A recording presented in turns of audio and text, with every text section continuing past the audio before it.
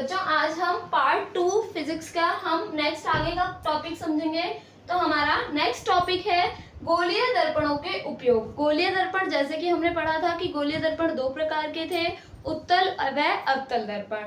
ठीक है, तो अब हम पहले अवतल दर्पण के उपयोगों के बारे में जानेंगे और फिर उत्तल दर्पण के उपयोग के बारे में जानेंगे। तो अवतल दर्पण में हमने इसके जो फिगर्स है, इसकी जो डायग्राम है उसमें देखा था कि जैसे जैसे हम वस्तु को पास ला रहे थे, वक्रता केंद्र से पास ला रहे थे, तो वस्तु का बड़ा प्रतिबिंब प्राप्त हो रहा था। तो यहाँ पर हम उसी के आधार पर इसके कुछ उपयोगों के बारे में जानेंगे। तो पहला है हजामत बनाने में, अर्थात हम कह सकते हैं सैलून की जो शॉप्स होते हैं वहां पर, दुकानों पर हजामत बनाने में इसका यूज किया जाता है। क्योंकि जब हम शीशे को अपने बहुत पास लेकर आते हैं, अर्थात जब हम दर्पण को बहुत पास लेकर आते हैं, तो हमारा जो इमेज है वो कहाँ पर आ गया, दर्पण के ध्रुव और फोकस के बीच में आता है, तो बड़ा प्रतिबिंब प्राप्त होता है, जिसके माध्यम से हमें पता चल जाता है कि शेविंग में बाल कहाँ रह गए हैं या हेयर कट में बाल कहाँ पर हमारे रह गए हैं, और उसको हम देख सकते हैं। नेक्स्ट हमारा डॉक्टर द्वारा शरीर के सूक्ष्म भागों की जांच करने में।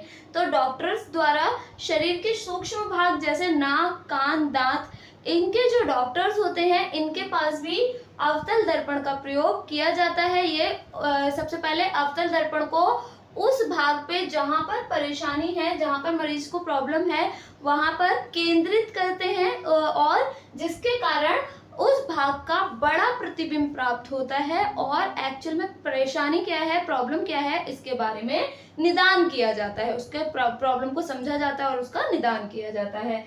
नेक्स्ट हमारा टेबल लैंपों के शेडो में। तो टेबल लैंप्स जो है उनके शेडो में इसका यूज किया जाता है, जिसके कारण ये क्या होता है, इसमें एक समांतर पुंज प्राप्त होता है और एक बड़े एरिया को यानी एक बड़े क्षेत्रफल को यह प्रकाशित करने में मदद करता है। नेक्स्ट हमारा रेल के इंजन, सर्च लाइट और वाहनों के हेडलाइट के रूप में भी इसका प्रयोग किया जाता है। क्योंकि जब हम इस तरीके से इसमें अवतल दर्पण का यूज करते हैं तो जो बल्ब है वो इसके हिसाब से एडजस्ट किया जाता है, और जिसके कारण जो प्रकाश है वो समांतर पुंज के रूप में प्राप्त होता है और एक बहुत अधिक एरिया को घेरता है, जिसके कारण अत्यधिक दूरी तक हमें जो है वो प्रकाश जो है वो फैलता हुआ नजर आता है। तो इस प्रकार से हम गोलीय दर्पण के उपयोगों में अवतल दर्पण के यूजेस समझ सकते हैं। बाद हम उत्तल दर्पण के उपयोगों के बारे में जानेंगे। तो उत्तल दर्पण के उपयोग क्या होते हैं। उत्तल दर्पण के जब हमने डायग्राम्स देखे थे तो उसमें हमें प्राप्त हुआ था कि उत्तल दर्पण के द्वारा जो प्रतिबिंब प्राप्त होता है वो सीधा और आभासी प्रतिबिंब मिलता है। तो उसके आधार पर अगर हम इसको देखें तो इसका जो पहला यूज होगा वो क्या होता है, वाहनों के पश्च दृश्य दर्पणों के रूप में। पश्च दृश्य दर्पण का अर्थ है कि जो साइड मिरर्स होते हैं ना, जो हमारे वाहनों के साइड में होता है, जो पीछे के दृश्य को यानी पीछे की चीजों को देखने में प्रयोग किए जाते हैं, उसमें यूज होता है। तो वाहन चाहे वो ट्रक, कार, सभी में, इवन टू व्हीलर्स में भी हमारे साइड में जो मिरर्स होते हैं उनका वो जो है वो कैसे होते हैं, उत्तल दर्पण। क्योंकि उत्तल दर्पण के गुणों के आधार पर ये हमारे क्या होते हैं, अपसारी दर्पण होते हैं, जिसके कारण ये बड़े क्षेत्र को छोटे एरिया में, ठीक है, तो बड़े क्षेत्र को छोटे एरिया में कवर कर देते हैं। तो मिरर्स छोटे होते हैं, जिसके कारण एक बड़े रेंज के यानी पीछे की तरफ एक बड़े रेंज की चीजों को आप देख सकते हैं, वाहनों को देख सकते हैं, और जिसके कारण दुर्घटना होने से बचा जा सकता है। ठीक है, नेक्स्ट हमारा बाजारों गलियों में लगे लैंपों में। तो बाजार और गलियों में जो लैंप लगे होते हैं उसमें भी ये क्या करता है, परावर्तक के रूप में कार्य करता है, जिसके कारण अत्यधिक क्षेत्रफल को प्रकाशित पुंज के द्वारा प्रकाशित किया जा सकता है, एक बड़े क्षेत्रफल को। इसके बाद हमारा नेक्स्ट टॉपिक है वक्रता त्रिज्या अर्थात R तथा फोकस दूरी F में संबंध।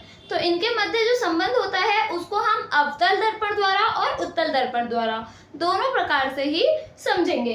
तो सबसे पहले हम अवतल दर्पण के द्वारा निकाल लेते हैं कि क्या संबंध होगा F और R के मध्य। तो माना कि कोई M डैश द्वारक का अवतल दर्पण है, तो ये मेरा अवतल दर्पण हो गया, क्योंकि इसके उभरे हुए भाग पर मैंने पॉलिश कर दिया है, पॉलिश को रिप्रेजेंट कर दिया है, और दबे हुए भाग जो है वो परावर्तक पृष्ठ बना हुआ है।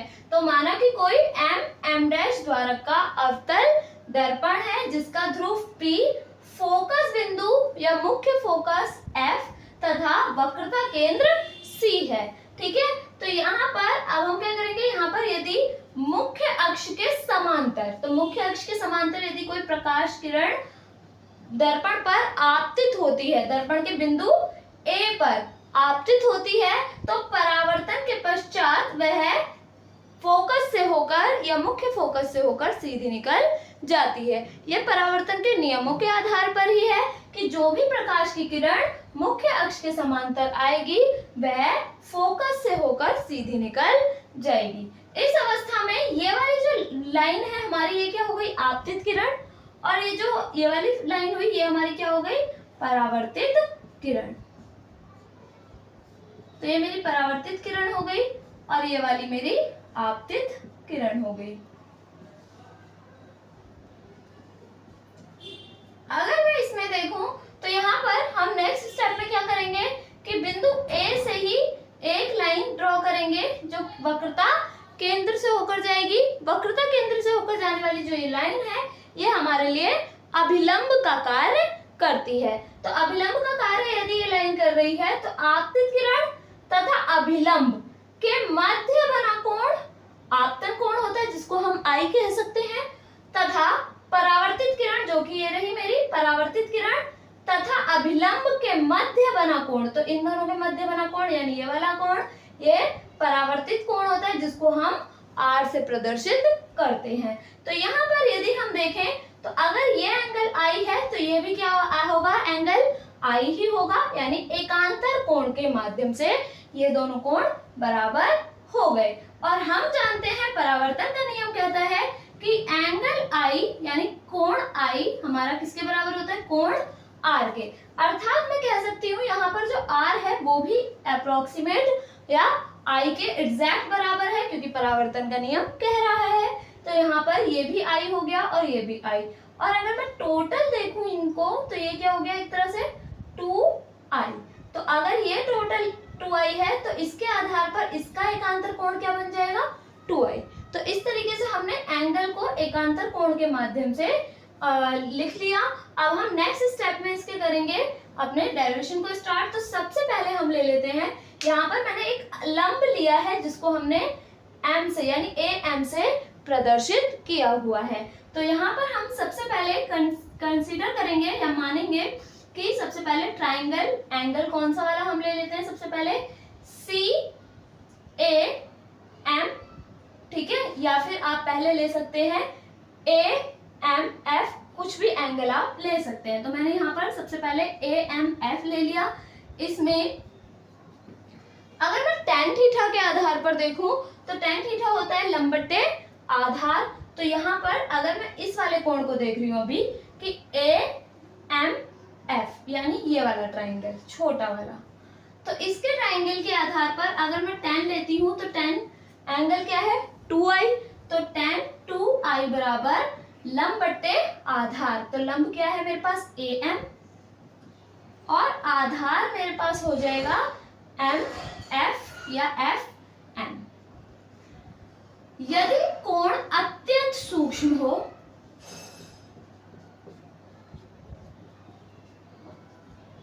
जब भी कोण मेरा अत्यंत सूक्ष्म होगा तो हम कोण को रेडियन में माप लेते हैं और उसके आगे लगने वाला tan साइन या cos हमारा हट जाता है, नगण्य हो जाता है। तो यानी tan 2I किसके बराबर हो जाएगा, 2I के। तो यहाँ पर tan 2I की जगह पर मैं क्या पुट कर दूंगी, 2I बराबर AM अपॉन में FM। यदि दर्पण का द्वारक अत्यंत सूक्ष्म हो,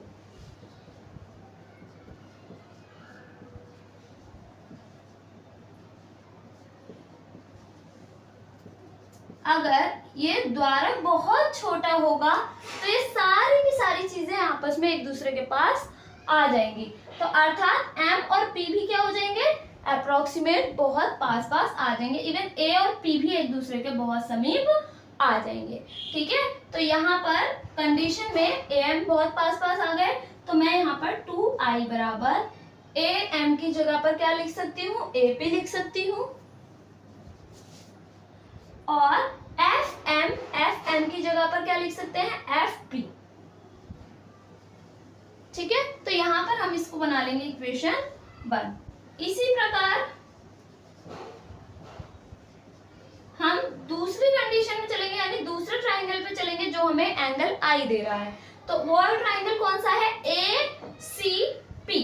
तो यहाँ पर ट्राइंगल ACP में, या फिर हम कह सकते हैं AMC भी लिख सकते हो, APC भी लिख सकते हैं हम इसको। तो इस ट्राइंगल में हम लेंगे फिर से tan ही लेंगे, tan। अब थीटा जो है वो क्या हो जाएगा, अब मैं ये पूरा ट्राइंगल ले रही हूँ, दिस वन। तो अब मैं अगर ये पूरे ट्राइंगल को यूज कर रही हूँ, तो इसका अर्थ क्या है कि मेरे पास जो tan है वो क्या होगा, पूरा एंगल, यानी होल एंगल क्या है यहाँ पर, I। तो tan I बराबर, फिर से लंबट्टे आधार ही होता है tan, तो लंब क्या हो जाएगा फिर से AM, और आधार क्या हो जाएगा MC। तो यहाँ पर AM अपॉन में MC। फिर से हमारी कंडीशन सेम ही अप्लाई होगी, अर्थात यदि कोण सूक्ष्म हो। यदि कोण सूक्ष्म होगा, फिर हम कोण को क्या ले लेंगे, रेडियन में ले लेंगे, तो tan हट जाएगा इसके पास से, यानी tan I में कन्वर्ट हो जाएगा। तो ये बन जाएगा I बराबर AM अपॉन में MC।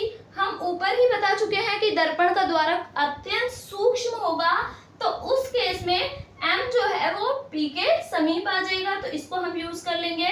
तो M जो है वो किसके इक्वल हो जाएगा, अप्रोक्सीमेट P के, और M और C को भी हम क्या लिख लेंगे, PC या CP।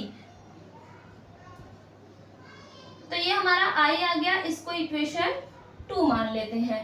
ठीक है, समीकरण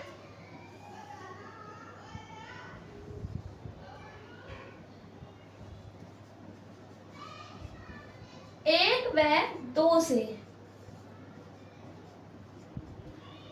यदि हम समीकरण 1 और 2 से देखें, तो यहाँ पर अगर मैं I को निकालना चाहूँ समीकरण 1 में, तो इसमें I जो है वो मेरे पास क्या हो जाएगा, AP अपॉन में FP तो है ही, साथ में 2 डिवाइड में चला जाएगा, यानी 1 अपॉन में 2 हो जाएगा। तो I और I दोनों इक्वल हो जाएंगे, तो यहाँ पर इसका मतलब इसके लेफ्ट हैंड साइड इक्वल है, तो राइट हैंड साइड भी इक्वल होने चाहिए। तो ये हो जाएगा 1/2 AP अपॉन में FP, और इज इक्वल टू I की जगह पर यहाँ पर क्या है मेरे पास, AP अपॉन में CP। AP से AP कैंसिल हो जाएगा। ठीक है, यहाँ पर अगर हम क्रॉस मल्टीप्लाई करेंगे तो CP इधर आ जाएगा और 2FP इधर चला जाएगा। तो हम यहाँ पर अब वैल्यू रख लेते हैं। तो यहाँ पर C और P इन दोनों के बीच की जो दूरी ली है, यानी वक्रता केंद्र और ध्रुव तक की दूरी वक्रता त्रिज्या होती है। तो CP क्या हो गया मेरे पास R, और FP मतलब फोकस से ध्रुव तक की दूरी फोकस दूरी होती है, तो आ जाएगा 2F। तो यहाँ पर वक्रता त्रिज्या जो है वो फोकस दूरी की दोगुनी होती है, या आप यहाँ से F निकाल सकते हैं, जिसका आ जाएगा कि फोकस दूरी जो है वो वक्रता त्रिज्या की आधी होती है। तो ये दोनों ही प्रकार से फॉर्मूला प्रयोग में लिया जा सकता है। आगे हम वक्रता त्रिज्या R और फोकस दूरी में संबंध किसके लिए निकालेंगे, उत्तल दर्पण के लिए निकालेंगे।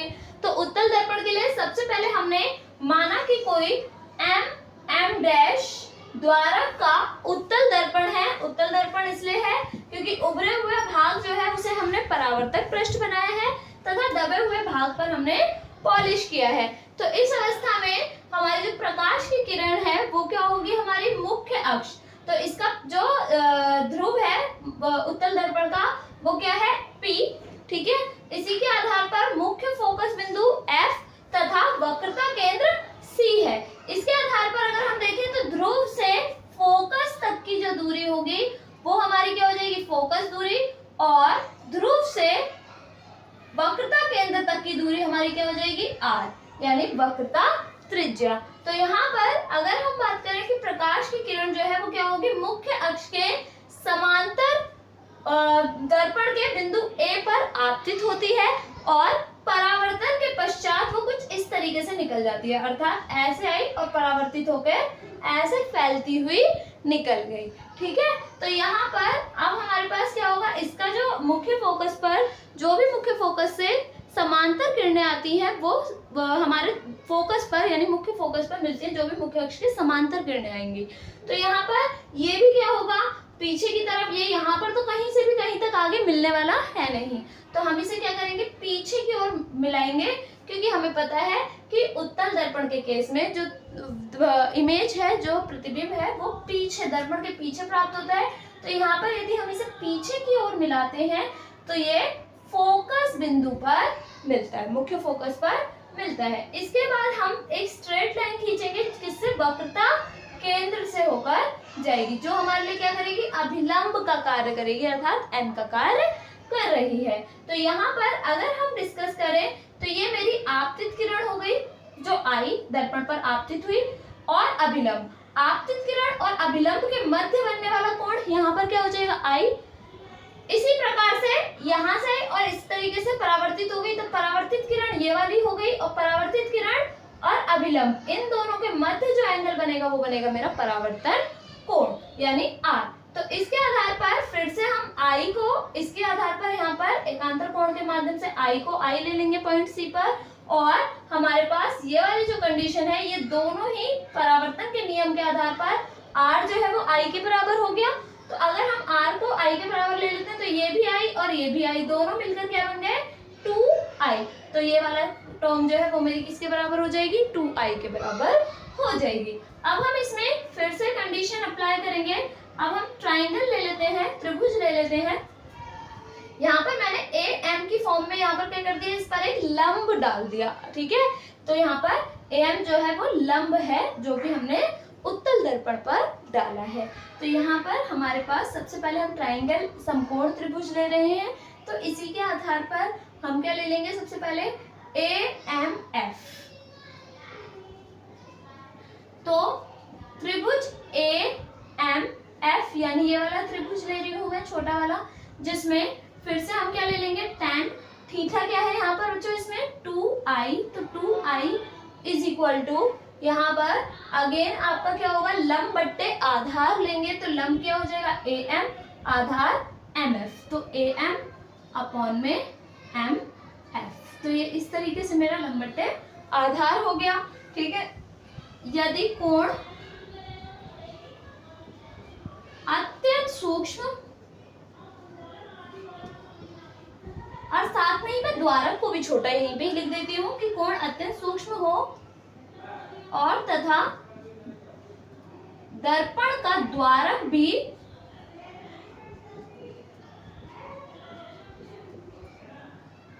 छोटा हो। तो दर्पण का द्वारक भी यदि छोटा हो तो उस स्थिति में हमारे पास क्या हो जाएगा, tan 2i, 2i में ले लेंगे, यानी रेडियन में ले लेंगे, जो कोण है वो हमारा 2i आ जाएगा। और am, तो m और p समीप आ जाएंगे अगर द्वारक छोटा हो गया, तो ये दोनों की डिस्टेंस जो है वो कम होते होते अप्रोक्सीमेट इक्वल आ जाएगी। तो मैं m की जगह p पुट कर सकती हूँ, तो am की जगह क्या हो जाएगा, ap अपॉन में m की जगह पर, तो am क्या हो गया, ap, और mf किसके बराबर हो गया, pf के। इसको इक्वेशन 1 मान लिया। इसी प्रकार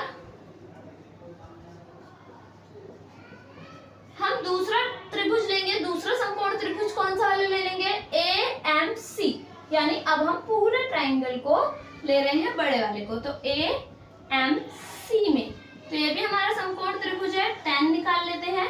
तो यहाँ पर एंगल जो है वो क्या है, I है, तो tan I is equal to लंब बट्टे आधार, तो लंब हो गया AM और आधार हो गया MC, तो MC।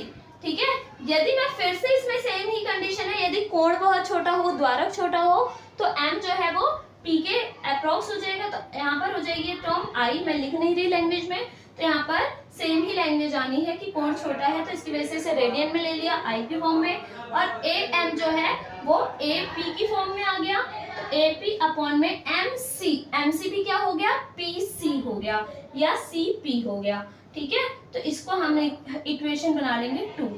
फिर हम देखेंगे कि यहाँ पर भी इसको हम क्या ले लेंगे, आई की फॉर्म में ही ले लेते हैं।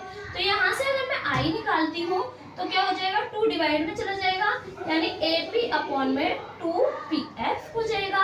अब आई और आई दोनों एक समान है, तो समीकरण 1 व 2 से, तो समीकरण 1 और 2 से यदि हम देखें तो फिर हमारे पास दोनों का जो लेफ्ट हैंड साइड है यानी जो बायां पक्ष है वो आई है, तो राइट हैंड साइड भी क्या होंगे, इक्वल होंगे। तो मैं यहाँ पर इक्वल रखती हूँ, तो AP अपॉन में 2PF is equal to AP upon में PC। AP से AP कैंसिल, क्रॉस मल्टीप्लाई कर लो, तो यहाँ पर ये हो जाएगा PC या CP जो भी आप लिखना चाहें, ठीक है। और ये हमारा इधर की साइड मूव हो जाएगा 2PF। अब हम वैल्यू देख लेते हैं, तो P और C यानी ध्रुव और वक्रता केंद्र के बीच की दूरी क्या होती है, वक्रता त्रिज्या। तो PC हमारा आ गया R और 2PF, PF यानी ध्रुव और फोकस बिंदु तक की दूरी फोकस दूरी होती है, तो ये आ गया R बराबर 2F। अगर फोकस दूरी निकालना चाहें तो फिर से यहाँ पर R/2 आ सकती है। तो इस प्रकार से हम उत्तल दर्पण के लिए भी फोकस दूरी और वक्रता त्रिज्या में संबंध निकाल। इसके बाद हमारा नेक्स्ट टॉपिक आएगा अवतल दर्पण के लिए फोकस दूरी का व्यंजक कह सकते हैं या फिर UVF में संबंध हम निकाल सकते हैं। तो सबसे पहले हमने माना कि कोई अवतल दर्पण है जिसका ध्रुव P है, हमने यहाँ पर इसको ध्रुव लिया है, ध्रुव P है। अवतल दर्पण के मुख्य अक्ष पर, तो अवतल दर्पण के मुख्य अक्ष पर कोई वस्तु O डैश रखी हुई है।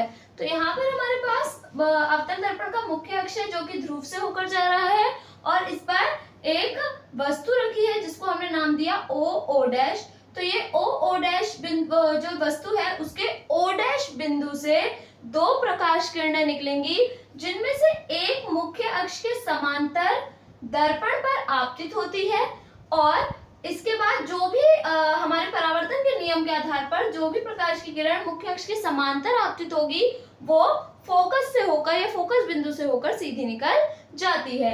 तो यहाँ पर जो ये वाली कंडीशन में पहली जो किरण है वो क्या होगी, मुख्य अक्ष के समांतर आपतित होगी और दर्पण के परावर्तन के पश्चात फोकस बिंदु से होकर निकल जाती है, जबकि दूसरी किरण जो है वो दर्पण के प्रकाशिक बिंदु यानी C से होकर जाती है।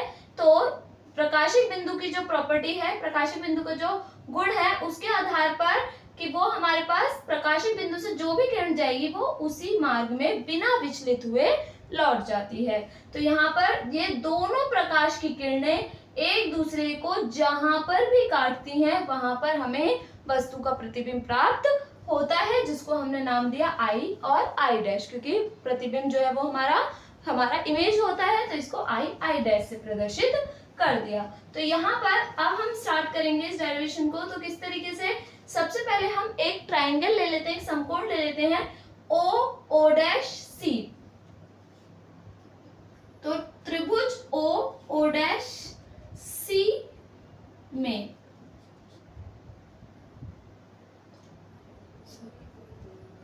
ओ डैश सी यानी ये वाला ट्राइंगल, और दूसरा हम ले लेते हैं यहाँ पर सी आई डैश आई, यानी ये जो छोटा सा ट्राइंगल दिख रहा है ये दोनों ही ट्राइंगल क्या है, एक दूसरे के समरूप हैं।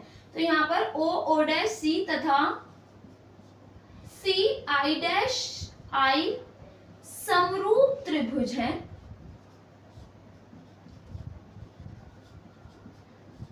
तो समरूप त्रिभुज का अर्थ है इसके सभी जो कंडीशंस हैं वो क्या होंगी, एक जैसी होंगी। तो यहाँ पर हम इसमें निकालेंगे कैसे, लंब बट्टे आधार ले लेते हैं।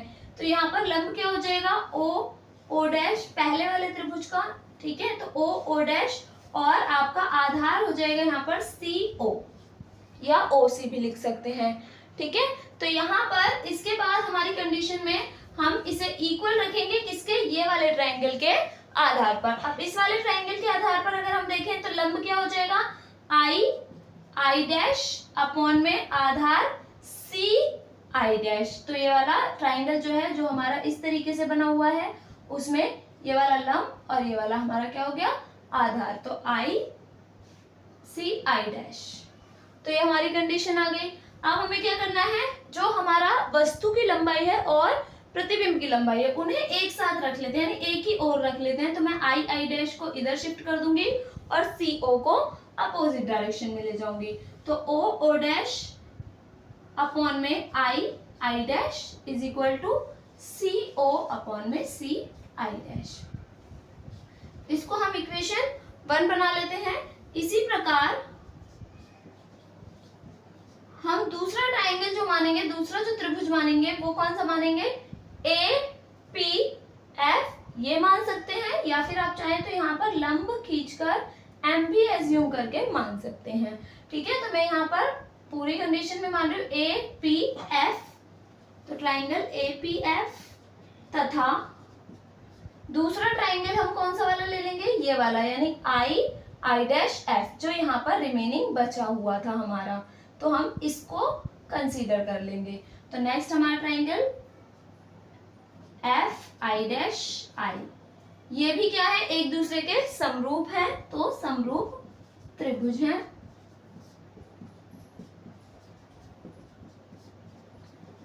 तो इसके आधार पर भी हम सेम ही कंडीशन जैसे पहले ली थी वैसे ही ले लेंगे।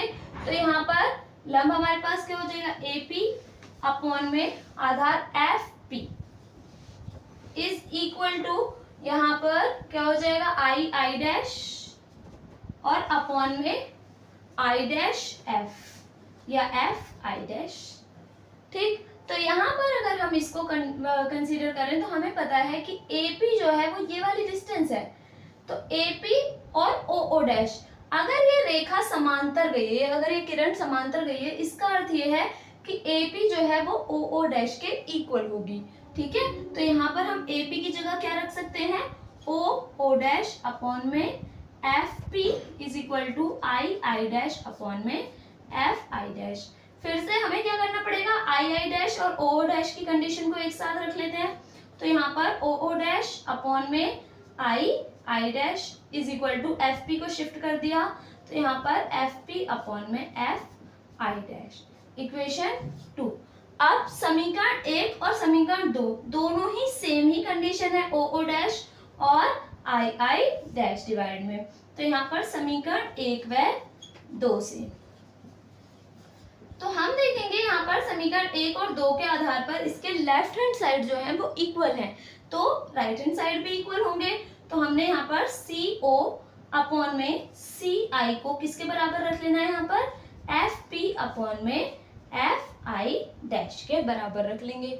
ठीक है, अब हमारा नेक्स्ट स्टेप बनता है कि हमें इसमें वैल्यूज रखनी है। वैल्यूज जो हमें डायग्राम के अकॉर्डिंग दी हुई है, जैसे फोकस बिंदु से ध्रुव तक की दूरी फोकस दूरी थी हमारी, फिर हमारा प्रतिबिंब यहाँ तक बना था आई आई डैश, तो प्रतिबिंब और आपका ध्रुव तक की दूरी v होती है।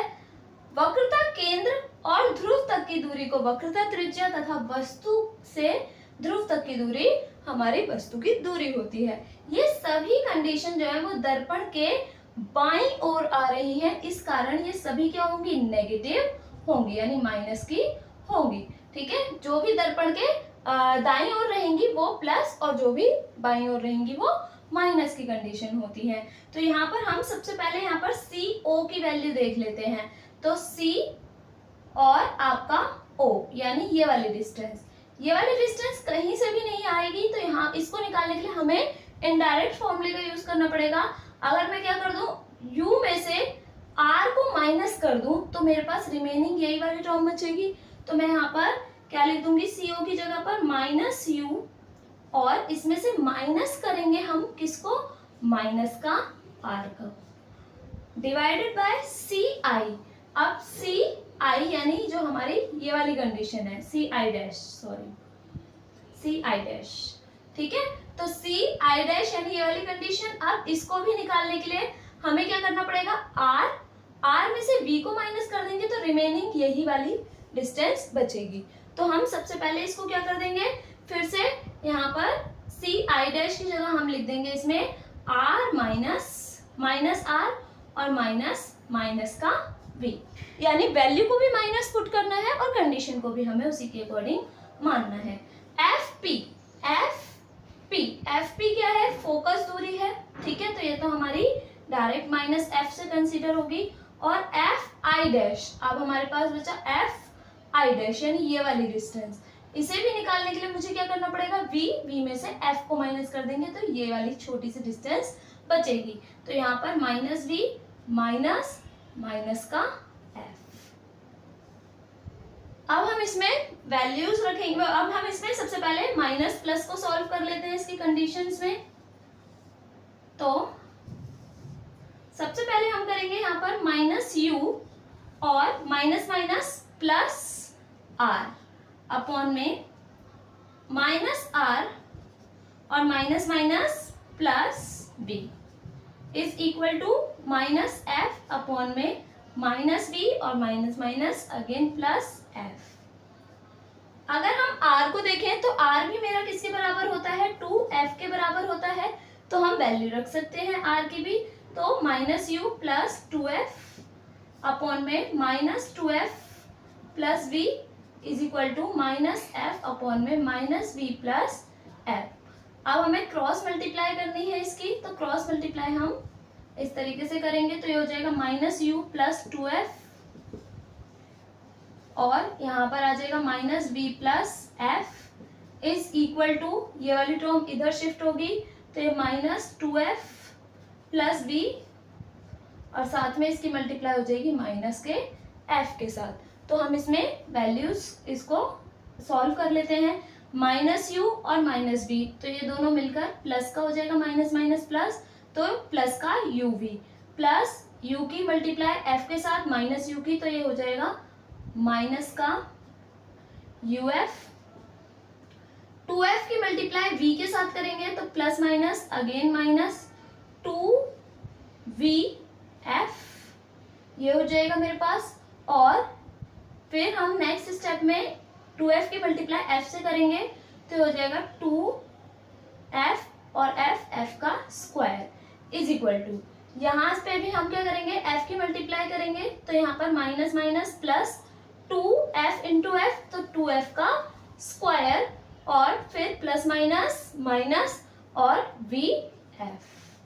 इस तरीके से हमारे पास हो जाएगा 2f स्क्वायर और 2f स्क्वायर तो कैंसिल हो गए, इक्वल के अपोजिट डायरेक्शन में दोनों ही प्लस के हैं तो ये कैंसिल हो जाएंगे। इस वाली टर्म को मैं इधर शिफ्ट कर लेती हूँ तो हो जाएगा uv minus uf minus 2vf और ये हमारे पास vf इधर आएगा तो ये प्लस का हो जाएगा vf इज इक्वल टू, यहाँ कुछ नहीं बचेगा क्योंकि हम vf को इधर ले आए, 2f स्क्वायर कैंसिल हो गया तो ये यहाँ पर 0 बचेगा। तो यहाँ पर uv माइनस uf 2vf और vf, तो माइनस 2vf में 1vf माइनस हो जाएगा तो प्लस माइनस माइनस, तो क्या बचेगा माइनस का vf, क्योंकि 2 बड़ा है इसलिए माइनस की टर्म आएगी इज इक्वल टू 0। इन दोनों को हमने सॉल्व कर लिया है। अब हमारे पास यहाँ तक कंडीशन आ गई। अब हम पूरी समीकरण में uvf से भाग करने पर,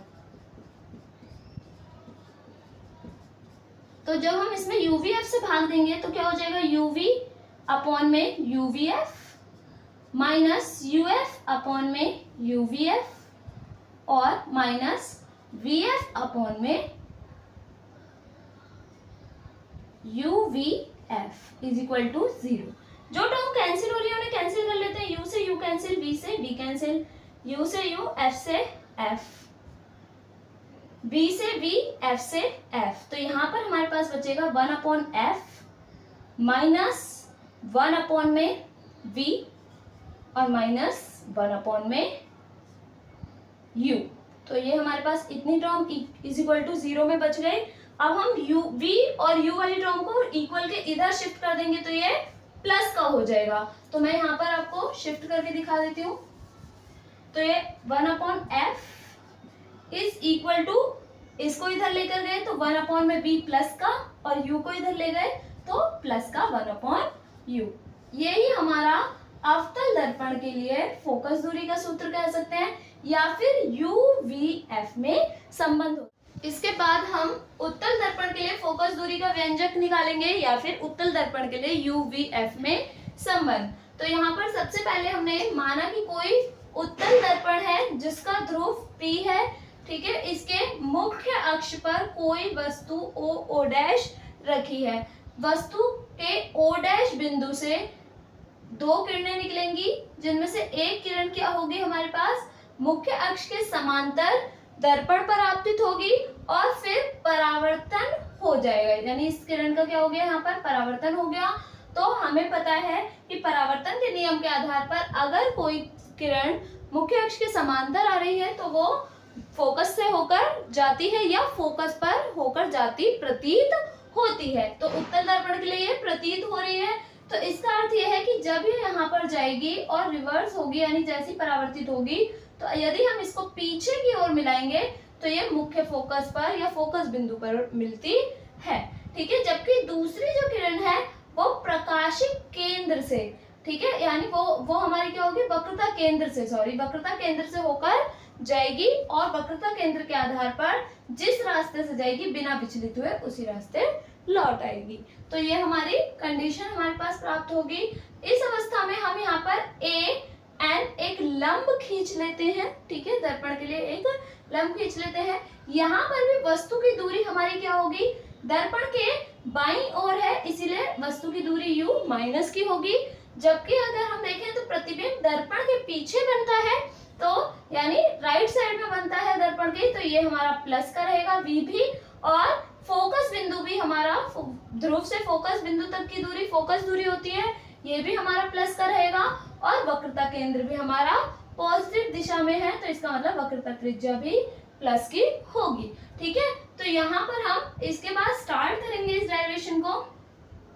तो हमें ये दोनों ही जो हमारी किरणें हैं वो जहां पर भी एक दूसरे से कट करेंगी, तो ये वाली हमारे पास जो पीछे मिली F पर वो हमारे, और C पर जो हमारे पास प्रकाशिक जो हमारे पास किरण आई, तो वो दोनों आपस में एक दूसरे को इस पॉइंट पर कट कर रही है। यहाँ पर हमारी वस्तु ओ डैश का प्रतिबिंब प्राप्त होगा, जिसको हम नाम ले देते हैं आई डैश। तो अब हम स्टार्ट करते हैं सबसे पहले डेरिवेशन। तो हम ट्राइंगल लेंगे सबसे पहले ओ डैश त्रिभुज ओ डैश सी, तथा तो सबसे पहले मैंने ये बड़ा सा ट्राइंगल ले लिया जो कि ओ डैश और सी से मिलकर बन रहा है। फिर नेक्स्ट हमने लिया आई डैश और सी, यानी ये वाला ट्राइंगल जो है हमारे पास, तो हम इसको ले लेंगे आई डैश व सी। समरूप त्रिभुज है,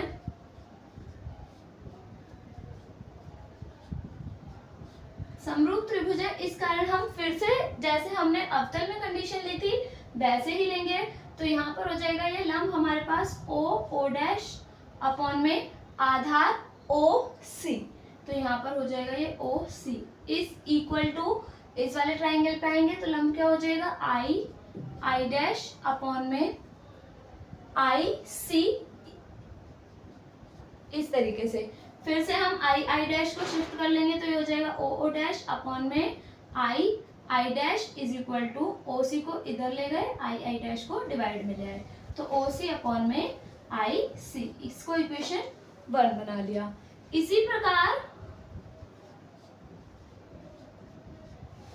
हम दूसरा ट्राइंगल जो लेंगे वो हम ले लेंगे यहाँ पर ए एन एफ,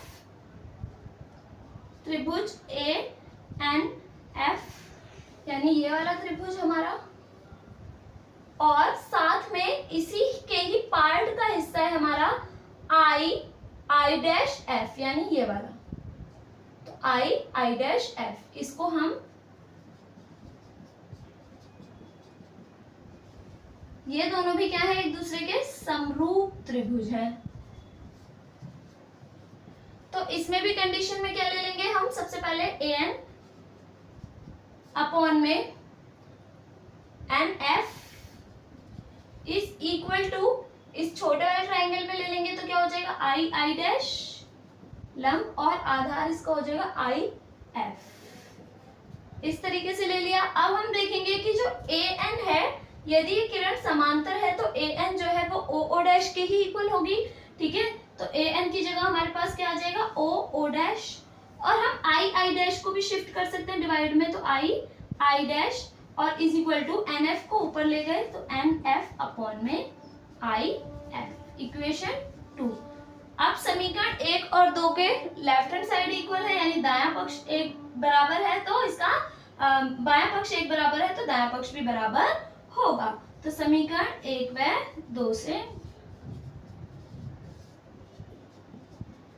तो यहाँ पर हमारे पास ओ ओ डैश अपॉन में आई आई डैश है, यहाँ पर भी ओ ओ डैश और अपॉन में आई आई डैश की कंडीशन है। तो हम यहाँ पर भी इसको क्या कर लेंगे, इसके left hand right hand side को भी इक्वल रख लेंगे। तो ये हो जाएगा ओ सी अपॉन में I C is equal to N F upon में आई एफ। ठीक, तो यहाँ पर अब हमारे पास वैल्यू हमें रखनी है इनकी क्या होगी। तो सबसे पहले ओ सी, तो ओ और सी यानी ये पूरी जो डिस्टेंस है वो कवर करनी है। तो यहाँ पर ये पूरी डिस्टेंस तो हमारी डायरेक्ट आएगी नहीं, इसको कैसे लेंगे कि O से P तक की डिस्टेंस सेपरेट और फिर C तक की डिस्टेंस, तो यानी माइनस यू और प्लस का R। तो यहाँ पर ये हो जाएगी माइनस यू प्लस का R, यानी मैंने ऐड की दोनों को, तो यहाँ पर OC हमारे पास U और R को एडिशन करके आएगा अपॉन में IC यानी ये वाली डिस्टेंस जो है वो हमारे पास किस तरीके से आएगी। अगर मैं इसमें R में से V को माइनस कर देती हूँ तो मेरे पास रिमेनिंग यानी IC की कंडीशन बचेगी, तो R minus V is equal to N F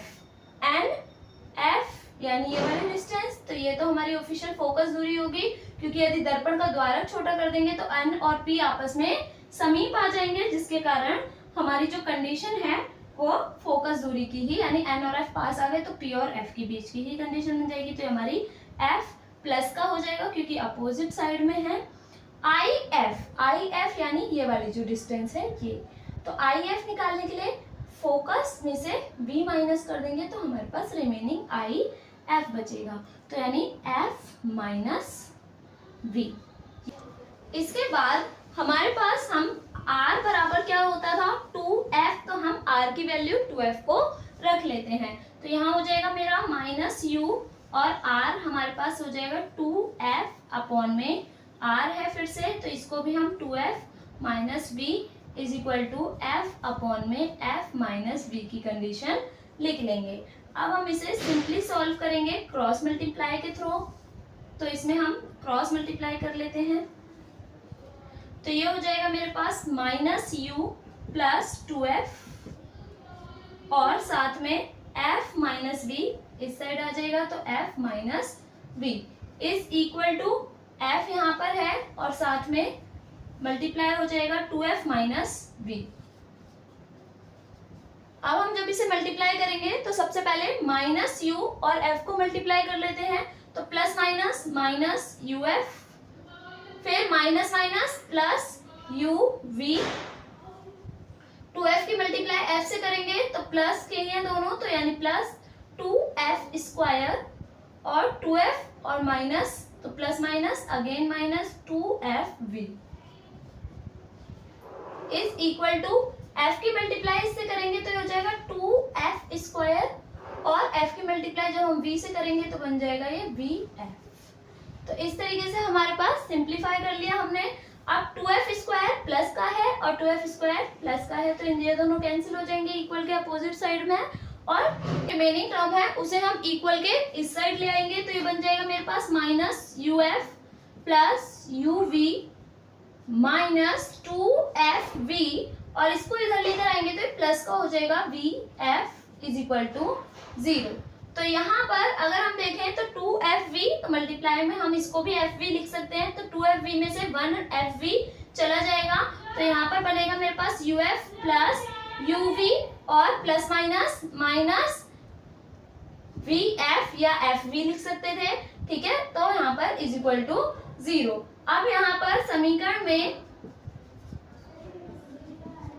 uvf से भाग देने पर,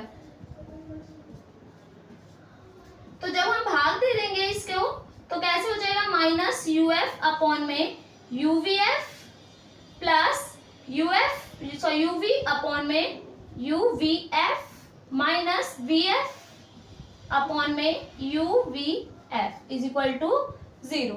अब जो कैंसिल हो रही है टर्म उसको कैंसिल कर लेते हैं, जैसे u से u कैंसिल, f से f कैंसिल, यहाँ पर u से u कैंसिल, v से v कैंसिल, v से v कैंसिल, f से f कैंसिल हो गया। तो यहाँ पर हमारे पास बचेगा -1/v प्लस 1/f और माइनस यहाँ पर बचेगा 1/u इज इक्वल टू 0। तो 1 में f तो प्लस का है, बाकी ये दोनों माइनस के, इसको इक्वल के अपोजिट डायरेक्शन में ले जाएंगे। तो यहाँ पर बनेगा 1/f, यहीं पर ही रख लेते हैं, v को इधर ले जाएंगे 1/v को, तो ये प्लस का बन जाएगा 1/v, 1/u को भी इधर ले जाएंगे इक्वल के, तो ये भी प्लस का 1/u आ जाएगा। तो इस तरीके से हमारे पास u v f में संबंध आ जाएगा उत्तल दर्पण के माध्यम से, या फिर कह सकते हैं उत्तल दर्पण की फोकस दूरी का सूत्र यही होता है। ठीक है, तो इसके आधार पर यदि हम कंडीशंस को सॉल्व करें तो इस प्रकार से करेंगे। हमारा नेक्स्ट टॉपिक है रेखीय आवर्धन। तो रेखीय आवर्धन क्या होता है बच्चों? रेखीय आवर्धन को हम कैपिटल M से प्रदर्शित करते हैं, मैग्निफिकेशन भी कहा जाता है इसको। तो प्रतिबिंब की लंबाई तथा वस्तु की लंबाई के अनुपात को रेखीय आवर्धन कहते हैं। तो यहाँ पर मैं M बराबर लिख सकती हूँ प्रतिबिंब की लंबाई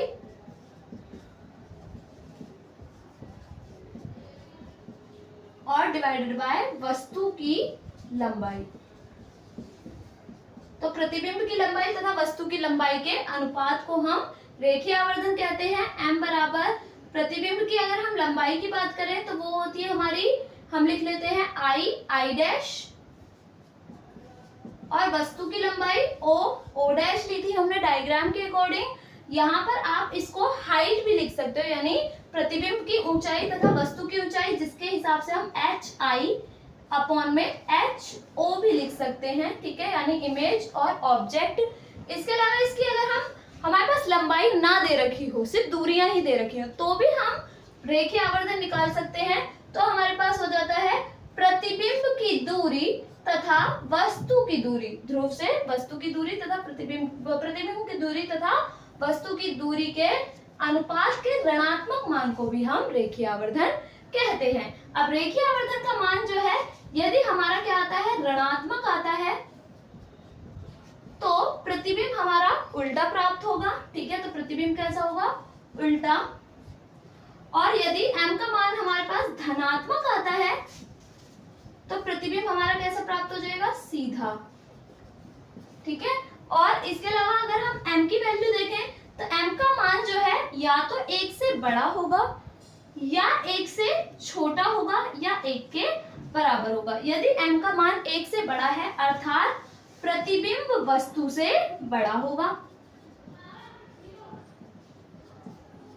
ठीक है, तो प्रतिबिंब वस्तु से बड़ा है यदि m का मान 1 से अधिक है। m का मान 1 से कम है तो इसका अर्थ है कि प्रतिबिंब वस्तु से छोटा है। तो प्रतिबिंब हमारा वस्तु से क्या हो जाएगा, छोटा। और यदि m का मान 1 ही आ जाता है तो अर्थात वस्तु तथा प्रतिबिंब समान होंगे, यानी दोनों समान साइज के होंगे। आई होप आप सभी को समझ में आया होगा। Thank you so much for watching.